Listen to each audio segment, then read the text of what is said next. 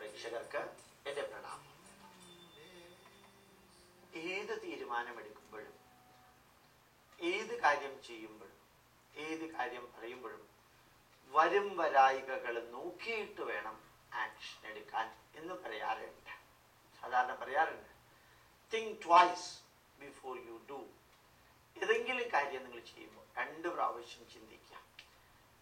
എന്നിട്ട് തെറ്റുകൾ വരാത്ത രീതിയിൽ വേണം കാര്യങ്ങൾ മുമ്പോട്ട് പോകാൻ. ശരിക്കും പറഞ്ഞാൽ ഈ കൈകേയി കൗസല്യയുടെ അടുത്ത് ചെന്ന് കാര്യങ്ങൾ അവതരിപ്പിക്കുന്നുണ്ട്. അവിടെ കൈകേയിക്ക് നല്ലോണം അറിയാം കൗസല്യ റിയാക്ട് ചെയ്യില്ല. നിസ്സഹായിയായിട്ട് ഒരു വൃദ്ധ മാതാവിനെ പോലെ ദുഃഖത്തോടു കൂടി, വേദനയോടുകൂടി ആ കൗസല്യ ക്ഷമിച്ചിരിക്കുകയേ ഉള്ളൂ എന്ന് അറിയാം. അതുകൊണ്ട് കൈകേയി ശരിക്ക് കൗസല്യോട് പറഞ്ഞത് ഒരു അനുഗ്രഹം വേണമെന്ന രീതിയിലാണ്. എന്തനുഗ്രഹം? എൻ്റെ മകനെ ഇവിടെ രാജാവായി വാഴിക്കാനും 14 വർഷം അവിടത്തെ പുത്രൻ കാട്ടിലൂടെ ചെന്ന് കാട്ടിലൂടെ വസിക്കണമെന്നും അതിനനുഗ്രഹം തരണം എന്ന രീതിയിലാണ് പറഞ്ഞത്. അപ്പൊ അവിടെ പ്രോബ്ലം ഉണ്ടാവാത്ത രീതിയിൽ സോൾവ് ചെയ്തു. ഈ നല്ല രീതിയിൽ മന്ദരയുമായിട്ടുള്ള റിലേഷൻ മെയിൻറ്റെയിൻ ചെയ്തു. ദശരഥന്റെ അടുത്ത് കൺവിൻസ് ചെയ്തിട്ട് വൃദ്ധനായ ദശരഥന് ഏതാണ്ട് മരണം അടുത്തു എങ്കിലും ആ പോയിന്റിൽ ഉറച്ചു നിന്നുകൊണ്ട് കാര്യം നേടി. രാമനെ കൊണ്ട് അംഗീകരിപ്പിച്ചു. ലക്ഷ്മണന് ഭയങ്കര ദേഷ്യം വന്നെങ്കിലും കൈകേയിക്കറിയാം ലക്ഷ്മണൻ ഒരു കാരണവശാലും ജ്യേഷ്ഠൻ പറഞ്ഞതിനപ്പുറത്തേക്ക് പോവില്ല. അപ്പൊ ലക്ഷ്മണനെ, വീരശൂര പരാക്രമിയായ ലക്ഷ്മണൻ, വാളെടുത്ത് വെട്ടാൻ ഒരു വിഷമവും ഇല്ലാത്ത ലക്ഷ്മണനെ താൻ കൈകാര്യം ചെയ്യേണ്ടി വരില്ല, രാമൻ കൈകാര്യം ചെയ്തോളും എന്ന് കൈകേയിക്കറിയാം. അതുകൊണ്ട് തന്നെ കൈകേയി ദൂരെ മാറി നിന്ന് വാച്ച് ചെയ്യായിരുന്നു. എന്തായിരിക്കും ലക്ഷ്മണന്റെ റിയാക്ഷൻ എന്ന്. അത് സംഭവിച്ചത് എന്താണ്?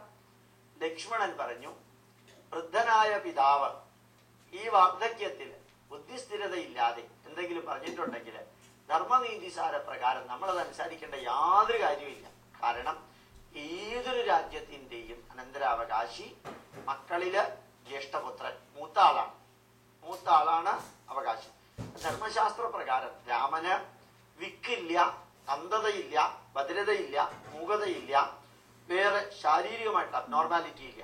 എല്ലാ ധർമ്മശാസ്ത്രവും അറിയാം. ക്ഷത്രിയനാണ്, വില്ലാളി വീരനാണ്, വീരശൂര പരാക്രമിയാണ്, അതും അറിയാം.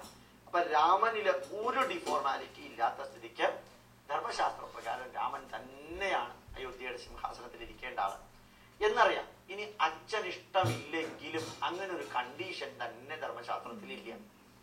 അച്ഛൻ മൂത്ത മകനോട് വീട് വിട്ടു പോകാൻ, കാട്ടിലേക്ക് പോകാൻ പറയുന്നു എന്നൊരു സിസ്റ്റം തന്നെ ധർമ്മശാസ്ത്രത്തിലില്ല. അപ്പൊ ധർമ്മശാസ്ത്ര പ്രകാരം ശ്രീരാമൻ പോകേണ്ട കാര്യമില്ല. വസിഷ്ഠനും അതേ ഉപദേശം നൽകുന്ന ആളാണ്. ശ്രീരാമൻ പോകേണ്ട കാര്യമില്ല എന്നുള്ളതാണ്. അപ്പോ ഉപദേശം നൽകാനുള്ള കുലഗുരുവിന്റെ ഉപദേശപ്രകാരവും രാമൻ പോവണ്ട, ധർമ്മശാസ്ത്ര പ്രകാരവും രാമൻ പോവണ്ട. അച്ഛന് ശരിക്ക് ആഗ്രഹത്തോടു കൂടിയാണോ രാമനെ അയച്ചിരിക്കുന്നത് അത് ഉറപ്പില്ല.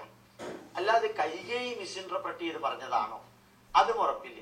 ഇതെല്ലാം ചിന്തിക്കാൻ കഴിവുള്ള ഒരാളേ ഉള്ളൂ, അത് ലക്ഷ്മണനാണ്. ആ ലക്ഷ്മണന്റെ അടുത്ത് ഉത്തരം പറയേണ്ട അവസ്ഥ കൈകേയിക്ക് ഉണ്ടാവില്ലെന്ന് കൈകേയിക്ക് അറിയാം. എന്താ കാരണം? നല്ല രീതിയിൽ ബണ്ട് കെട്ടിയിട്ട്, വെള്ളം അപ്പുറത്തേക്ക് പോവാത്ത രീതിയിൽ ബണ്ട് കെട്ടിയിട്ട് രാമൻ അവിടെ ഉണ്ടാവും എന്നറിയാം. കൈകേയിക്ക് വേണമെങ്കിൽ ഒന്നുകൂടി പറയാം, നിനക്ക് എന്ത് ചോദിക്കാനുണ്ടെങ്കിലും നിനക്ക് അച്ഛന് തുല്യനായിട്ടൊരു ജ്യേഷ്ഠനുണ്ട്, പിതൃതുല്യനായിട്ടുള്ള ജ്യേഷ്ഠനുണ്ട്. ജ്യേഷ്ഠഭ്രാത പിതൃസമ, കനിഷ്ഠഭ്രാത പുത്രസമ എന്ന് പറയാറുണ്ട്. അച്ഛന് തുല്യനായിട്ടുള്ള ജ്യേഷ്ഠനുണ്ട്, അവിടെ പോയി ചോദിച്ചോളാം എന്ന് കൈകേയി പറയാതിരിക്കില്ല. വേണ്ടി വന്നാൽ, വേണ്ടി വരില്ലെന്ന് കൈകേയിക്ക് അറിയാം. അതങ്ങനെ തന്നെ സംഭവിച്ചു. ലക്ഷ്മണൻ വളരെ കാര്യമായിട്ട് വാശി പകയോടുകൂടി വന്നപ്പോൾ രാമനാണ് ലക്ഷ്മണനെ തടുത്തത്.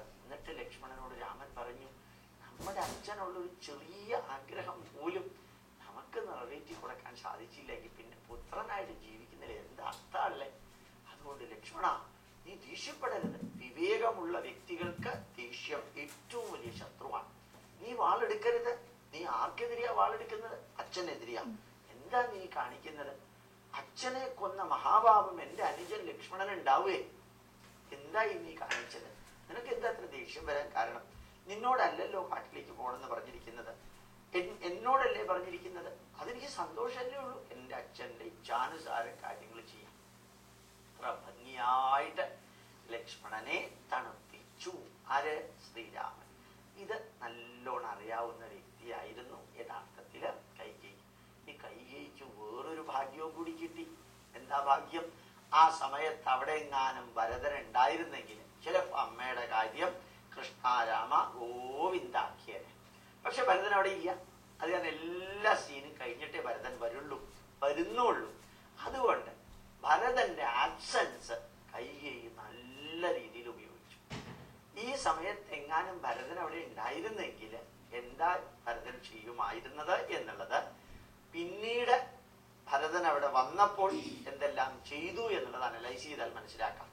പിന്നീട് ഭരതൻ അവിടെ വന്നപ്പോൾ എന്തെല്ലാം ചെയ്തു എന്നുള്ളതിൽ നിന്ന് ഈ സമയത്ത് ഭരതൻ അവിടെ ഉണ്ടായിരുന്നെങ്കിൽ എന്തെല്ലാം ചെയ്യുമെന്ന് മനസ്സിലാക്കാം.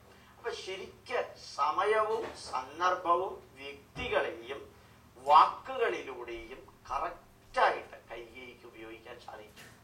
ഞാൻ ഉറപ്പിച്ചു പറയുന്നു, രാമായണത്തിലെ ഹെഡ് ഓഫ് ദി മാനേജ്മെന്റ് ഡിപ്പാർട്ട്മെന്റിന്റെ ആരാണ് അധികാരി എന്ന് ചോദിച്ചാൽ കൈകേയിയാണ്. അത്ര ഗംഭീരമായിട്ട് കൈകേയി പ്രവർത്തിക്കുകയുണ്ടായി എന്ന് പറഞ്ഞു.